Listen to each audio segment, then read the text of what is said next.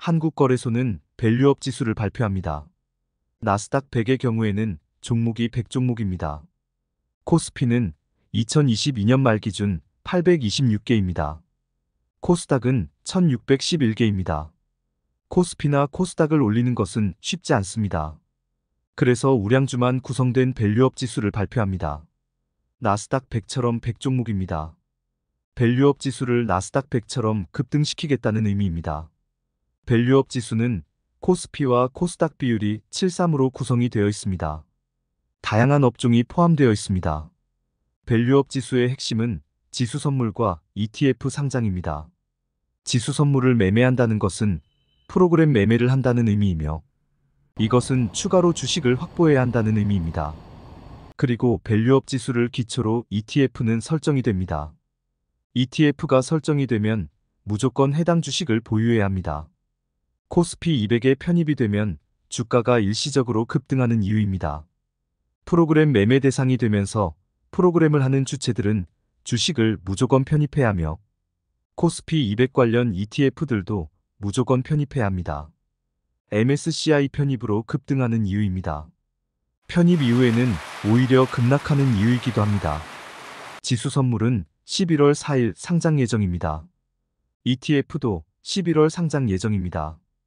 밸류업 지수는 나스닥 100을 따라서 만들었기 때문에 나스닥 100 규정을 그대로 적용하고 있습니다. 한 종목의 시가총액 비중은 15%를 초과하지 못합니다. 삼성전자의 경우 시가총액 비중이 8월의 경우 23%였습니다. 삼성전자 비중은 15%를 넘을 수 없습니다. 나스닥의 경우 상위 5개 종목 비중이 40%를 넘어가면 비중을 줄이게 됩니다. 만약 삼성전자가 급등하면 삼성전자를 매도해야 하는 상황이 됩니다. 시총 비중이 15%를 넘기기 때문입니다.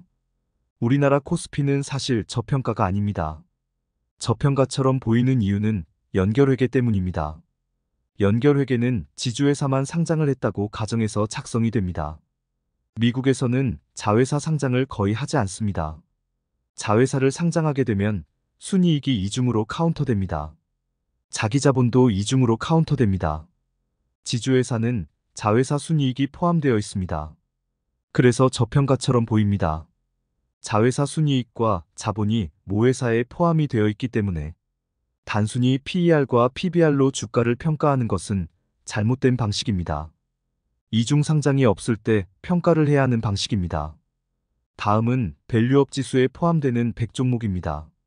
특히 유통 주식수가 부족한 오뚜기나 롯데칠성 등은 주가가 급등할 가능성이 존재합니다. 지수는 유동 시가총액 방식으로 적용이 됩니다. 비유동 주식수는 시가총액에서 제외합니다. 비유동 주식은 최대 주주 등 자사주, 우리 사주조합 정부 5% 이상 보유 등을 말합니다. 앞으로 코스피 200보다 밸류업 100 지수가 더 각광을 받을 경우 밸류업 지수의 포함 여부에 따라서 주가는 급등락을 할 것입니다. 위 100종목은 수급적으로 긍정적으로 작용할 것으로 보입니다. 중소형주 중에서 급등하는 종목도 나올 가능성이 있습니다.